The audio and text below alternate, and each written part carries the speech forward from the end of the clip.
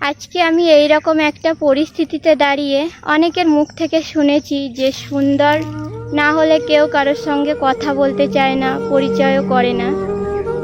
আমি যেটা ভাবি, নিখুঁত হওয়া মানেই যে সুন্দর সেটা কিন্তু নয়, বরং আমি নিজেকে কেমন চোখে দেখব সেটাই সবথেকে বড় জিনিস। এতদিন আমি লোকের কথায় কান দিয়ে দিয়ে নিজেকে অনেক ছোট করেছি, নিজের হাসিটাকেও বিসর্জন দিয়েছি। ছোট বড় অনেক কথা বলতো, সেগুলোও শুনেছি, খারাপ লাগতো অনেক, কিন্তু খারাপ লাগলেও কিছু করার ছিল না।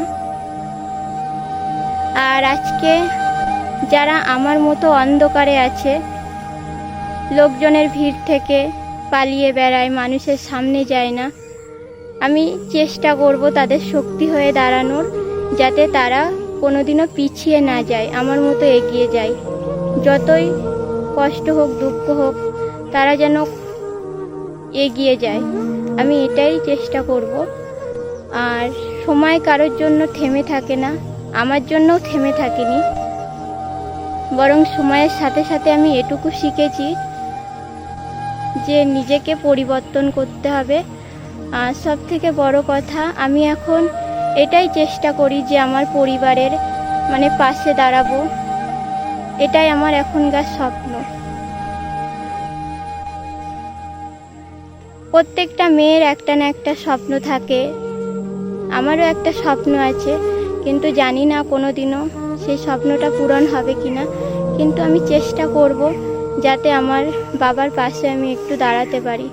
এই স্বপ্নটা কোনোদিনও সত্যি হবে কিনা সেটাও আমি জানি না। আর আমি তো আমার মনের কথাগুলো সেরকমভাবে কাউকে শেয়ারও করতে পারি না, তোমাদেরকে একটু শেয়ার করি। আমার ভালো লাগে, অনেকটাই ভালো লাগে যে তোমাদেরকে শেয়ার করতে। অনেক দাদা ভাই দিদি ভাইয়েরা আমার কমেন্ট করে, কিন্তু সব কমেন্টের তো আমি রিপ্লাই করতে পারি না, তো তোমরা কিছু মনে করো না, যতটা সম্ভব আমি রিপ্লাই করি। আর যে কমেন্টগুলো আমি রিপ্লাই করতে পারি না, তো কিছু মনে করো না, আমি চেষ্টা করব তোমাদের কমেন্টের রিপ্লাই করার। সবাই ভালো থেকো, নিজের খেয়াল রেখো, আমিও ভালো থাকবো। পারলে আমাকে একটু আশীর্বাদ করো যাতে আমিও ভালো থাকি।